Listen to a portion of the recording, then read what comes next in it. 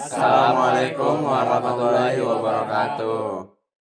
Jadi di sini kami dari kelompok 3, kelompoknya Megawati Soekarno Putri, akan menjelaskan tentang masa pemerintahannya Megawati Soekarno Putri. Sebelumnya, perkenalkan nama saya Kira Hendarto. Saya Noval Akmal Febrian. Saya Muhammad Mustafa Darmawan. Saya Rafael Alexander Meti Simbolon. Saya Farashada Karimah. Saya Aulia Sheila. Saya Aura Salsabila.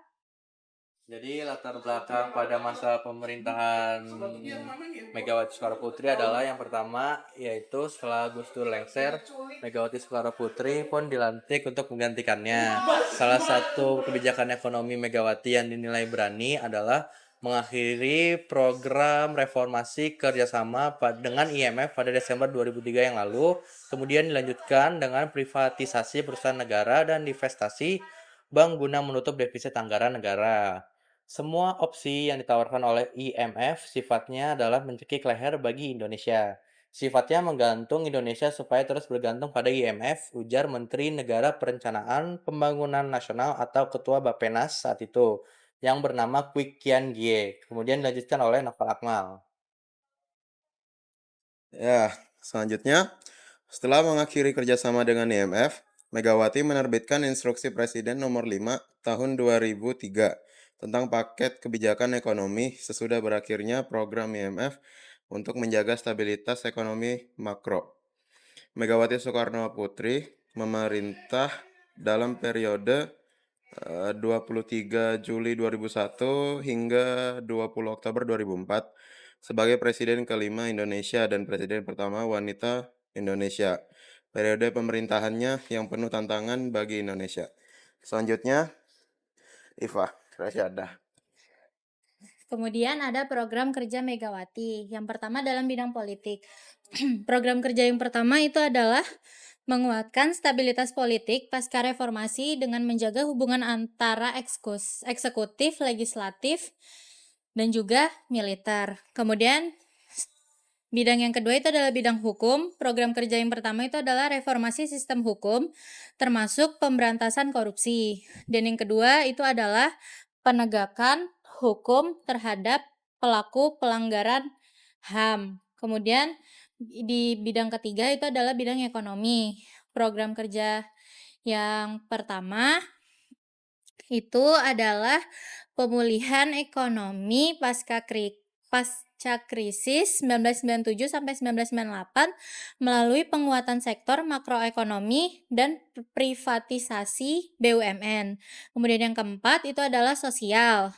Program kerja yang pertama itu adalah peningkatan layanan pendidikan dan kesehatan. Yang kedua itu adalah pemberdayaan perempuan melalui program sosial dan politik. Kemudian di bidang yang terakhir itu adalah bidang pemerintahan. Program kerja yang pertama itu adalah menguatkan desentralisasi pemerintahan melalui pelaksanaan undang-undang otonomi daerah. Kemudian selanjutnya akan dilanjutkan oleh Tova.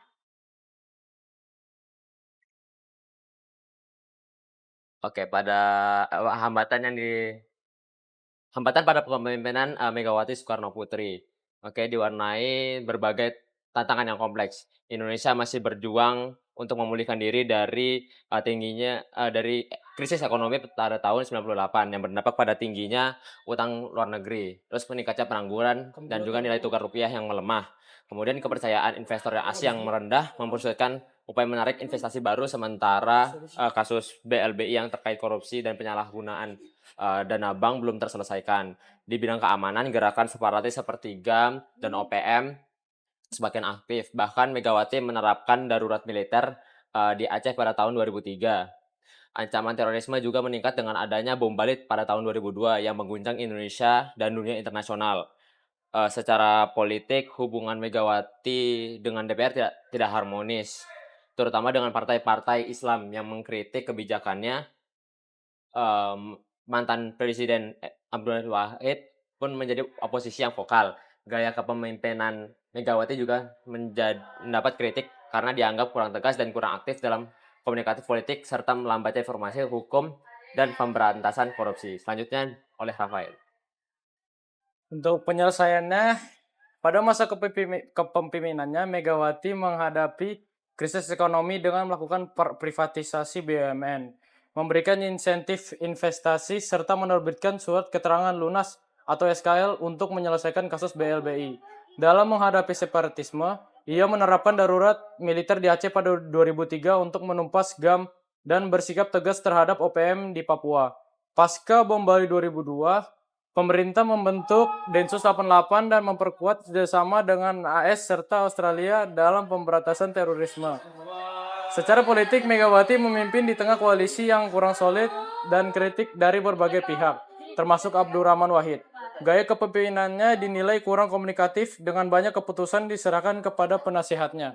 Di bidang hukum, pemerintahannya mulai membentuk KPK, meskipun upaya pemberantasan korupsi dan reformasi hukum masih berjalan lambat. Selanjutnya akan dijelaskan oleh Aulia. Jadi dampak positif desentralisasi dan otonomi daerah, Megawati melanjutkan kebijakan desentralisasi yang dimulai pada era reformasi, stabilitasi politik dan ekonomi di tengah situasi transisi pasca Orde Baru. Kepemimpinan Megawati berhasil menjaga stabilitas politik dan ekonomi, peningkatan investasi asing dengan menjaga stabilitas ekonomi yang membantu meningkatkan pertumbuhan ekonomi nasional dan pemberdayaan perempuan. Sebagai presiden pertama perempuan di Indonesia, Megawati memberi inspirasi bagi keterlibatan perempuan dalam politik dan kepemimpinan nasional. Dan negatifnya yaitu ada privatisasi BUMN kontroversial. Beberapa badan usaha milik negara dijual ke pihak asing seperti Indosat. Yang kedua, kenaikan harga BBM yang signifikan. Pemerintah Megawati menaikkan harga BBM beberapa kali yang berdampak pada meningkatkan biaya hidup masyarakat. Yang ketiga, kurangnya respon terhadap krisis ekonomi masyarakat kecil. Meskipun ekonomi mulai stabil, kebijakan Megawati dimulai lebih pro investor. Keempat, kurangnya sikap tegas terhadap korupsi di era Megawati membatasi korupsi masih dianggap lemah. Selanjutnya dilanjutkan oleh Ara. Oke, terakhir jadi perbedaan kebijakan dengan masa sebelumnya, yaitu masa pemerintahan Gus Dur. Jadi masa pemerintahan Gus Dur lebih menekankan pada bidang sosial dan politik dengan kebijakan keterbukaan media melalui pembubaran Departemen Penerangan.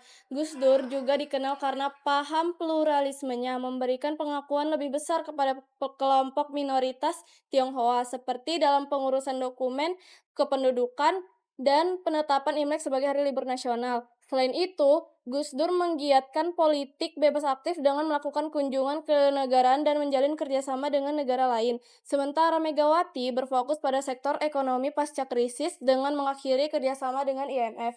Privatisasi BUMN seperti Indosat untuk menutup defisit anggaran negara. Selain itu, Megawati membentuk KPK pada tahun 2002 sebagai upaya pemberantasan korupsi. Kemudian di sektor politik, Megawati melakukan persiapan pemilu langsung pada tahun 2003 yang membuka pintu bagi rakyat untuk memilih langsung presidennya. Sekian presentasi dari kami, kurang lebihnya mohon maaf. Wassalamualaikum warahmatullahi wabarakatuh.